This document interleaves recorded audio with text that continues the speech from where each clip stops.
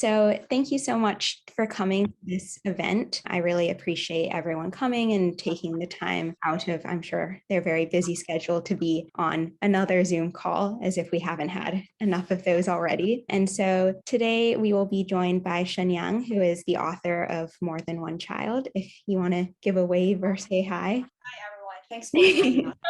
We'll also be joined by Nicky, who is the translator of the book More Than One Child. Nicky, if you want to say hi. Hi. And also we will be joined by Xinran, who is also an author and a journalist, and she founded the charity that the donations that we made will go to today. And we'll talk more about the charity in a bit. I'm thrilled to be hosting this event where we will be discussing Shen Yang's new book, More Than One Child. This is the book for anyone who hasn't gotten the chance to see it yet. And it discusses Shen Yang's own experience as an excess child, as she was the second daughter born under China's one-child policy. And in the book, she talks about her experiences and brings to light the truth about China's one-child policy and how people were treated during this time. So before we start discussing the book, I would like to invite Xinran to tell us a little bit more about the charity that this event will be supporting. Hello, good morning. 你好. Thank you very much. First of all, I have to say I'm really honored to be here with all of you and some of my friends like Nicky Harman. And of course, I have to thank Shen Yang. And Shen Yang has done a wonderful job. I can't tell how much I love your book. And this is why I've been telling many people about your writing. Thank you very much. Invite Mu Aiqiao and the Mother's Bridge of Love and also support our charity during this event. MBL, we set up 2004, 17 years ago. Is we trying to building the bridges between the birth and adoptive culture and East and West and the rich and poor. So because of this kind of work, we met Shen Yang.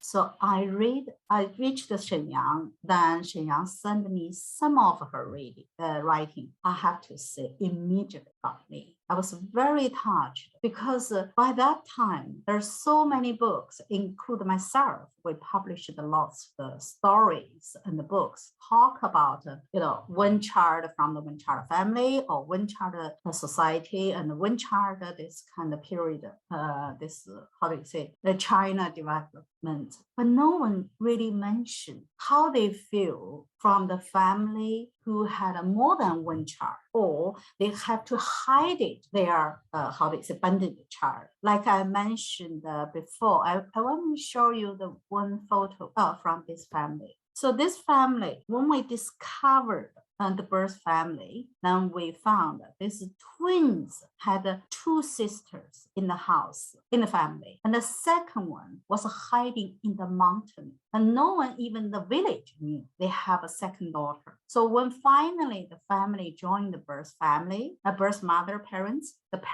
first time they are brought up, brought their second daughter to the society. So everybody was surprised they had this birth. So this is why when I met Shen Yang and when I read her story, I was very touched. And I realized she will be the author or will be the speaker for China history from this kind of hidden history, from this kind of covered society as well. So I started reading where she come from. Very interesting. Shen Yang come from Shandong. Many Westerners know Shandong because it's Qingdao Bian, okay, from that area. But for most Chinese, we know that area actually is Confucius' hometown. So this is Shen Yang's village. So that is Village Street. And then I asked Shen Yang to tell me, when you're a little girl, are you happy? If you're not happy, what you look like? So she sent me this. This is her house, and this little Shen Yang. So this is the unhappy Shen Yang. You see how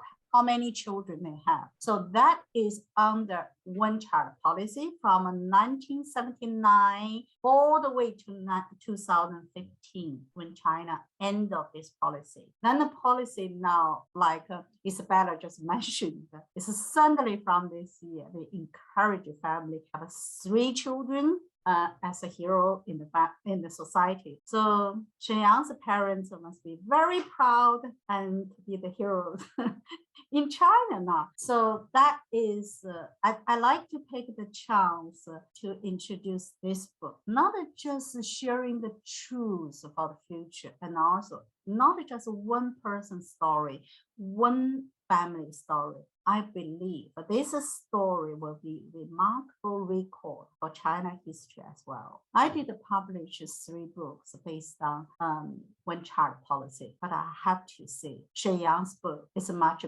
bigger and more important than mine. Thank you, Shen Yang. So you are part of our charity and as a volunteer, and we are doing the same things, culture for children for all of the world. 谢谢. Thank you.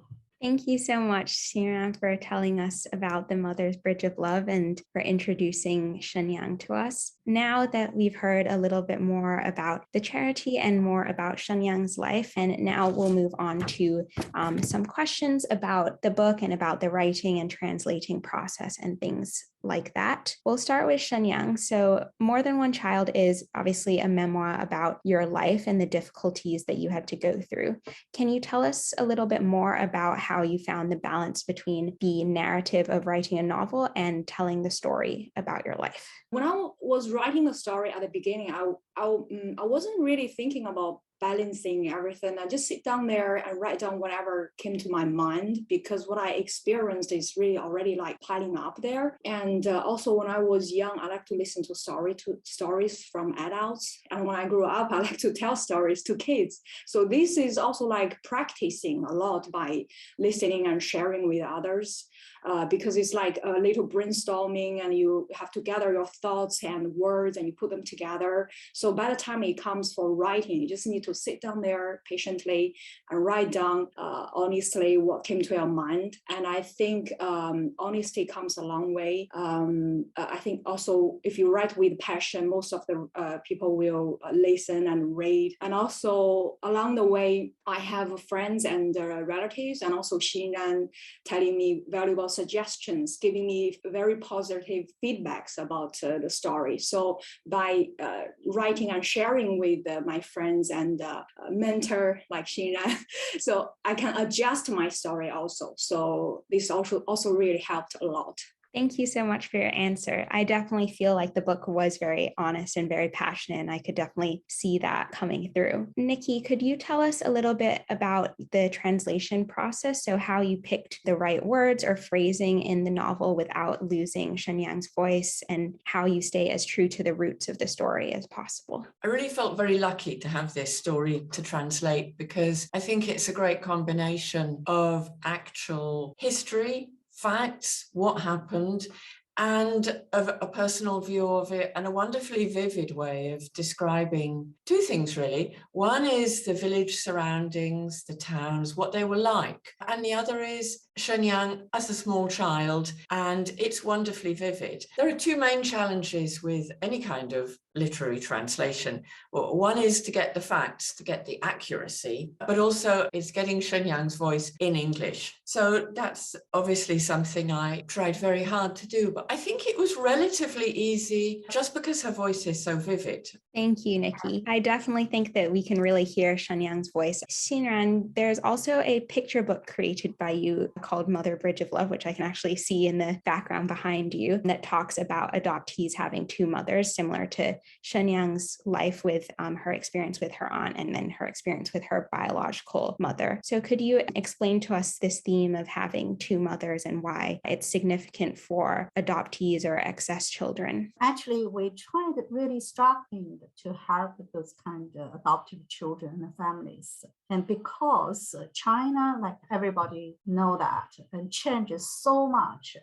Even in their adoption record, they say they come from, the people bodies covered, this often from the street, from the village, but now all disappeared. So the record changed, and the village, the venue, address, everything is gone. So this is one thing. And then secondly, for most children, adoptive children. I still remember the first time I went to America, New Zealand, and Holland, even Iceland have two families adopted Chinese children. No matter which language and what kind of age they are, or which part of the world, society, they all said the same things to me. They asked me, Xinran, why my Chinese mom didn't want me. I found it so hard to answer the question. The reason I set up this, because I want all the Chinese people, friends or support or whatever,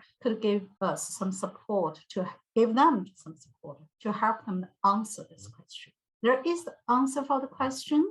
Even I published 3 books about this. I don't think it's really the answer there, because partly it's a tradition. And for many Asian family, I think in the West it's the same back to 50 or 100 years ago. We are living in a man-rooted society. So the boys is more important than the girls for the family trees, for the labor work, for this kind of carry on the family, how do you say, wealth, or even tax system in China is based on the boys as well. So secondly, I would say it's because of the one-child policy. And when they start in 1979, but actually really carry out is 1981, because the whole society really against the ideas by that time, and which is over 85% of the population are peasants and farmers. They need boys, they need this kind, family trees. So finally, the government allowed in the countryside you have 2 children. But that again, if the first child is the boy,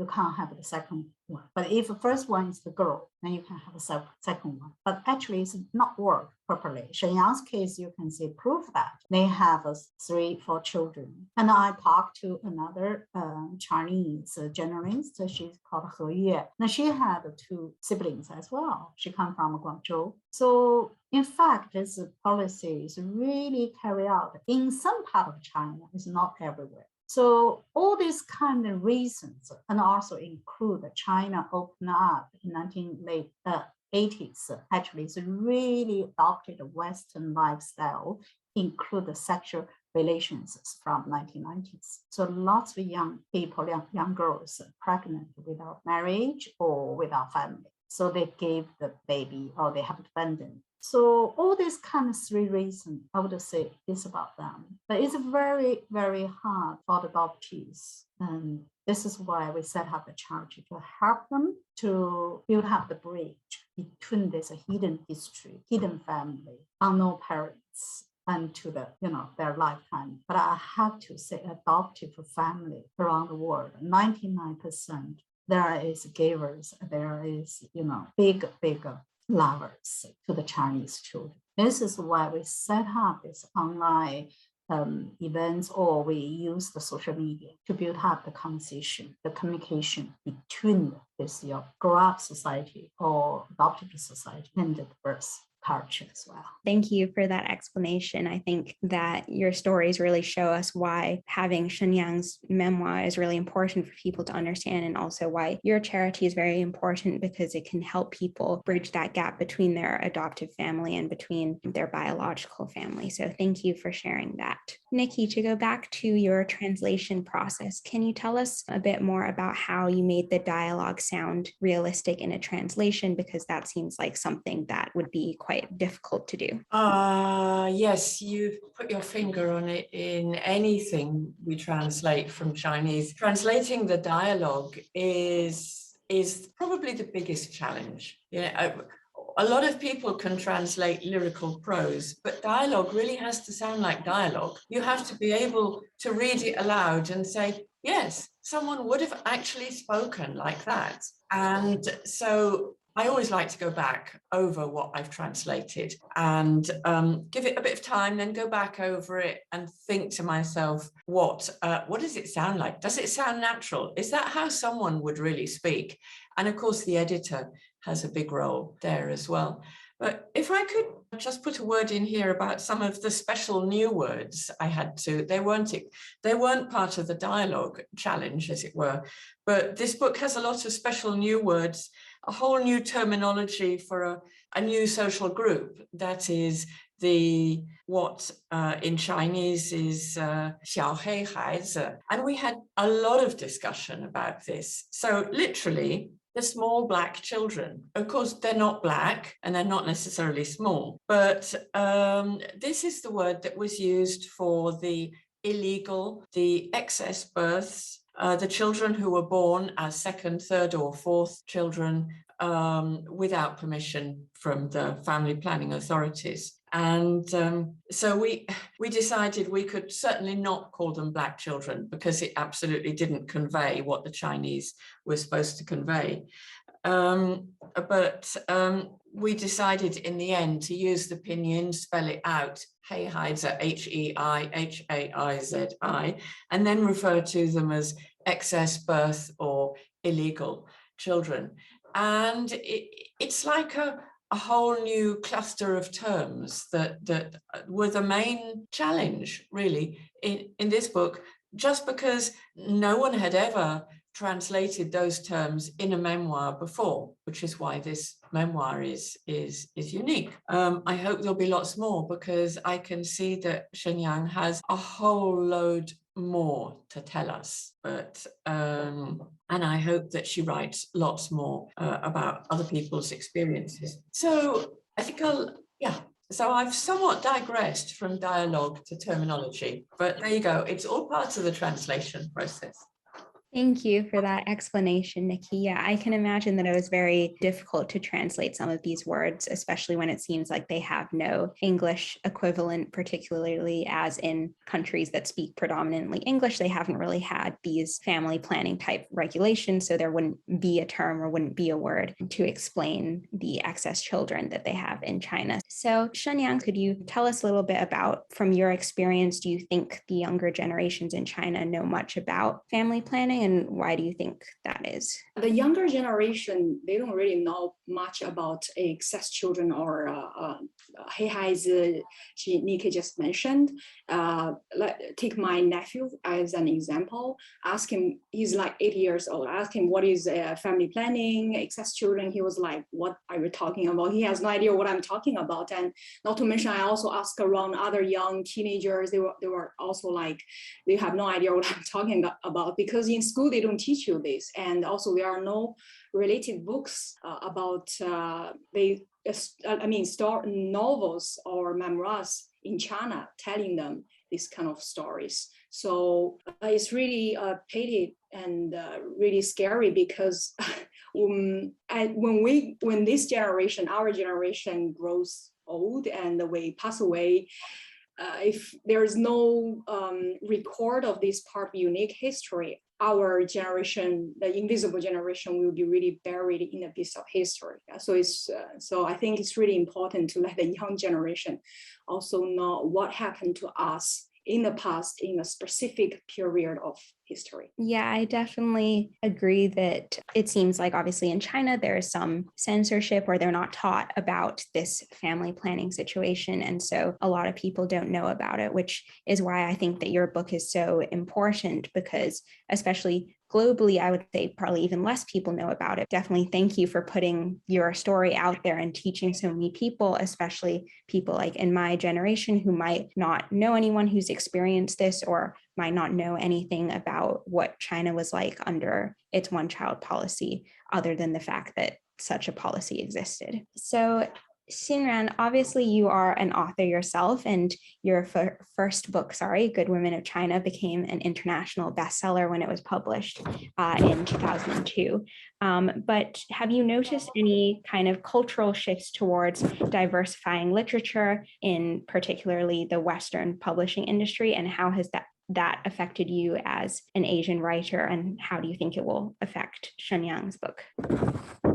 I to say when I published my first book, The Good Woman China, was very hard time because when I finished it, almost like in 1998, I came to London. I started my teaching and part-time teaching SOAS was 1997, end of the 1997. And by that time, I remember everybody talk about China is like on another planet. Yeah.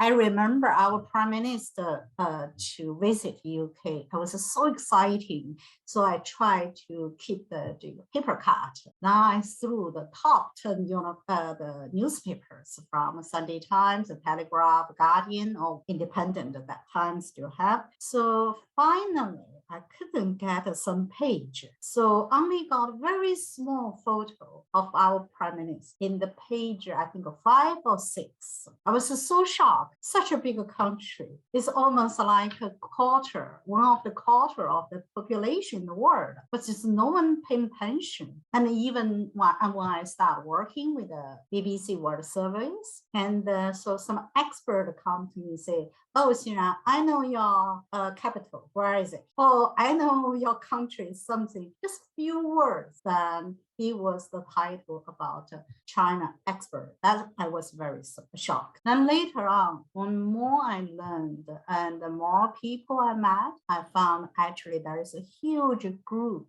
of real China experts in UK, in Europe, or around the world, because they've been in China and they can speak Chinese like Nicky Harman. And my thought, this whole society never really gave the chance to them. The many people only treated as like a translator, is without enough respect, and or like teachers, professors, that's just academic. So that time, China, the whole world communication is not really sharing. So when I published my second book, the Buy Me the Sky, the book even being cut almost 1/3 because my editor didn't believe Tiananmen Square is big. I was really shocked. That until 10 years later, she visited China, she said, oh, Xinran, you're right. Tiananmen Square is big. So all this kind of feeling as author was very lonely at time, and also very, very, how does it struggle? I was treated, to be honest, this first time I talk about this, I was treated as refugees, almost uneducated refugees in the media. Every time when Chinese appear talking about history, talking about culture, we have to be weak. They're not really treated us as a knowledgeable expert, or I was professor in China, or no one, no notice about this. So really struggle. But I have to say, after Beijing Olympic 2008, China gave me feeling is become recognizable in the international stage. And that one thing. And the second, everybody knows when from 2003 or from 2010, China started buying the street business from outside of China. So I think we still living this kind of celebrity and money and greedy society. So when they become a big brother and everybody said, wow,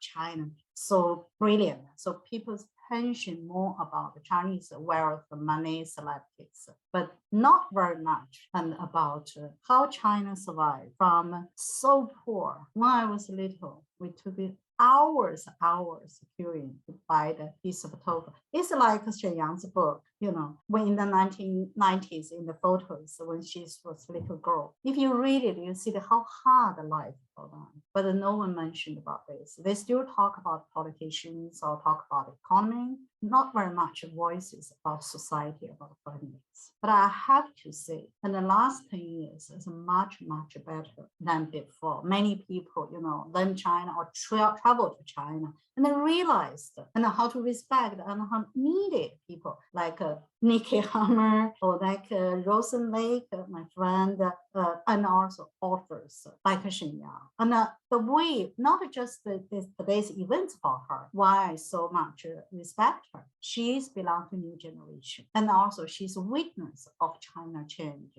and the policy change, life change, and the people's view change. So I really think the world is changed. At the moment, possibly will come to the winter for Chinese culture, for Chinese reputation in the world. But I believe, I just had an interview yesterday when people asked me, how do you see China today, the reputation in the world being damaged so much by the pandemic or by economy or by whatever the politicals. But I believe less than 3 years or maybe shorter, then China will be recognized again or respect more because we are changing. We have the problem, lots of problems, because in the 40 years time and China and jumping the queue, we almost did. It's like in the West, spend more than 250 years from religion control to the democracy. China just jumped in the queue in the last 40 years. You can change the street, you can change the cities, but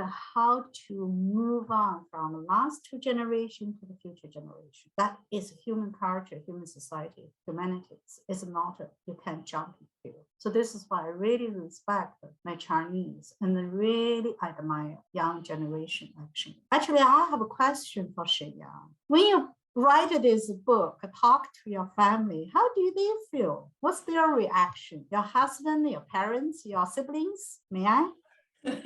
My mom is very supportive. Yeah. She's very supportive because she's also a victim of that generation because she was forced to deliver one after another just because my grandparents, they want a son, they want a grandson. And my dad, I'm not in good terms with him, so his opinions doesn't matter. My sisters, we had our arguments in the past. We fight with each other. I was not in good terms with them. We were always arguing, fighting, and I hated all of them. But right now, we're all in good terms. I love them, they love me, because we had a lot of conflicts all together and it was like volcano erupted. But writing this book is like a process of reconciliation with my past, with my childhood, with everyone. So this book really also helped me combing my past and making peace with everyone. So they are very supportive. Actually, all my sisters shared this book in their WeChat moments, on their social media. Everybody's helping me. All my relatives very supportive, except my dad. Anyway, thank you for asking. Yeah. Thank you. You to know what I'm writing. Thank you. Thank you to both of you for your answers. And Xinran, I really appreciate what you said about how it was very difficult to be a Chinese author, particularly in Western countries at that time. And I think we're really lucky now that there's more and more diversity in the voices and the stories that are being told. I think that having a book like Shen Yang's be published really shows us the direction that literature and the publishing industry are going into, which I think is a very positive change. Another question for you, Shen Yang. Why did you feel like it was important to write about not just your story, but also your friends' stories as excess children? Because I think everyone comes into this world with a unique story to tell. Not only my story, but also my friends. And just this morning, just like I mentioned, also one of my cousins shared this link onto his social media. Immediately, there's one excess child jumping out and saying that, sharing her story. She was born in Beijing, and when she was like 5 years old, her brother was born. Her brother was aborted because it was in Beijing, it was super strict. Of course, her mom were there not to deliver that boy. But ever since then on, the mom was like lingered on that thing, and she was like always comparing her with her unborn that brother. And she was always saying something like, if he's alive, he must be this big now, he must be very smart, he must be like even more beautiful than you, something like this. And she was like haunted by, she doesn't like this. And she was like, it was like my childhood nightmare. I was always compared with my unborn baby brother. So and she told my my cousin that I'm very lucky because at least we were all born, all my sisters, we were not like killed or whatever, so we were all born. So by sharing my friend's story and my story, I hope more and more excess children will jump out, stand out, and tell their story. Because I also want them to know, by writing this book, I also want them to know that they are not alone. Thank you so much for your answer. I think that something that's very beautiful about this book is that it encourages people who felt like they couldn't tell their story before, felt like they were alone or they were the only one they knew that experienced this, that they're not alone and that there are other people and that it's okay to tell their story and they should tell their story so that other people know about their experiences. So thank you for sharing not only your story, but also the stories of other people. So I have one last question and then we'll go on to questions from the audience. So Nicky, something that I really enjoyed about this book was the optimism and hope, which is also something you've emphasized in our discussions, that existed despite the tragedy and difficulties that Shen Yang went through. So can you tell us a little bit more about why you think this is so important to the book? Well, looking at it as a Western reader, as a reader of the translation, I have to say, I do think it's really important that books should have some sort of upbeat feel about them. I mean, I know a lot of us are used to reading Chinese memoirs from the 80s and 90s, and they used to be rather impolitely called misery memoirs. And I think this is so not like that.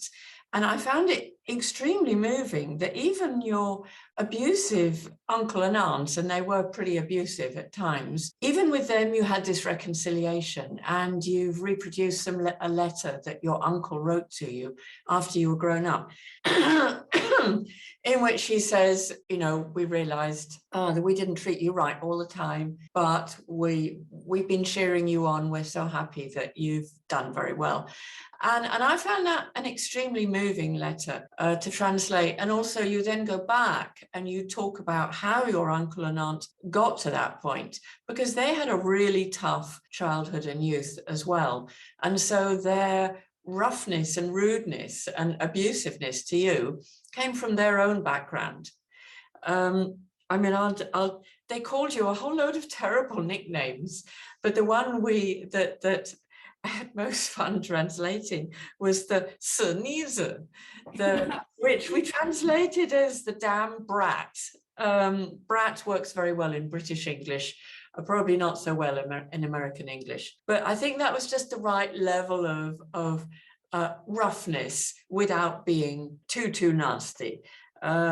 The damn brat. And then you got your own back because you referred to your aunt and her voice was so loud that the whole village could hear it. So when she was yelling for you rather rudely, you wrote that her voice was like the Shen Shi Pao Xiao, and I translated that as the Shen bellow, because she was like, you know, an ox or a cow bellowing loudly, so loudly through the village that everyone could hear. And there is a lot of humor in it as well as roughness. So I don't think anyone should go away thinking this is another misery memoir. It's absolutely not. It's very upbeat and very moving at the end. Can I share one story since Nicky mentioned about my aunt's Shen bellow? Yes, of course. Yeah. I think like years ago, she came to Shanghai to visit me, and we were waiting. We were like at the Bund in Shanghai, and we were waiting for the bus. And I was a bit far away checking the signs, and she was also over there. And then she saw the bus coming. She was yelling in her Mandarin, like calling my name and telling me, the bus is coming in dialect. And I pretend I don't know her because it was so embarrassing. Everybody's looking at me. I mean, because she was yelling in dialect and everybody's looking, so it was quite embarrassing. Yeah, because she thought she was still in that small village where everybody knows her. But actually she's on the Bund in Shanghai, and a lot of people were staring at me. I just pretend I don't know her and she got angry. Thank you. Just this small thing to share. Thank you for sharing that. Yes, I definitely think that's something I personally enjoyed about the book was how there were moments that were quite funny that make you laugh. And there were many parts of optimism and hope throughout the book. And I think that often we think that if we read a book that's about something that's traumatic or sad, that it has to just be miserable all the time. And I think that this book really shows that that's not the case. Like, you can talk about terrible things that have happened while at the same time being uplifting and optimistic. And I think that that is reflective of the duality of life. It's very rare to have experiences that are wholly negative or wholly positive. And something I really appreciated about this memoir is that it accurately captures both those difficulties in life that also have those shining moments of hope scattered throughout them. And I think that that's what makes this book so touching and emotional for the reader, is that you see all of those different parts to Shen Yang's life. So now I've been talking for a long time and asking a lot of questions. So I would love to hear from the audience if you have any questions. Hi, my name is Zheng, and thanks for Elizabeth to give me this opportunity to ask questions. And I really appreciate for Shen Yang to share your stories. And I come from mainland China. And actually, I do have a younger sister. Although at that time, it is not allowed to give birth to another child. And my parents just gave a birth to my little sister secretly. So I really appreciate for your stories and just let me to know another side of China. And may I ask you a question? Because I was really interested about, in China, I think it must be very difficult to talk about the stories about the one-child policy. And I really want to know, is there any person or books or any moments you just feel so touching outside, or you just feel like you really want to share your stories to others, even though maybe in mainland China, it is very in secret and we just cannot talk about it in publicly. So I just want to know, is there you got any inspirations from others? Yes, that's all. Thank you. Very good question. Thank you so much. Of course, because in China, we have this saying that birds like feather flock together. So of course, there is a huge community of invisible children who shared a lot of stories online, on Zhihu, Douban, here and there about their stories. Well, you can still find some, but most radical ones just got deleted, erased, and you know that in China they don't allow you to talk about this very radical stuff. But still, there are many touching stories like the one you mentioned about your little sister who were given away. So after reading their stories and by interacting with all of them, some of them, actually there's this boy who studied in London, and he did a small documentary as his graduation project. It's about excess children, and he also interviewed me years ago. And so by talking with him and got interviewed by him, I also know about his story. Even though he's a boy, he also got abandoned by his family because he has one brother already. So after interacting with so many excess children and reading their story, hearing their story, everything's just piling up here. So of course I need to it's like volcano, it needs to be erupted. So that's also one of the main reason I wrote this book, because you need somewhere, you need a true call to release all the emotions out and let the world hear millions of invisible children growing up under the shadows. And I hope your little sister is well out there, having a happy life there. Thank you so much for your question, and thank you, Shen Yang, for your answer. So if there's no more questions, then we'll finish the talk here. I just wanted to say a big thank you again to everyone for coming. Thank you so much to Xinran, Nicky, and Shen Yang for coming to this event and answering all of the questions that everyone had. Thank you very much, everyone, and have a wonderful weekend.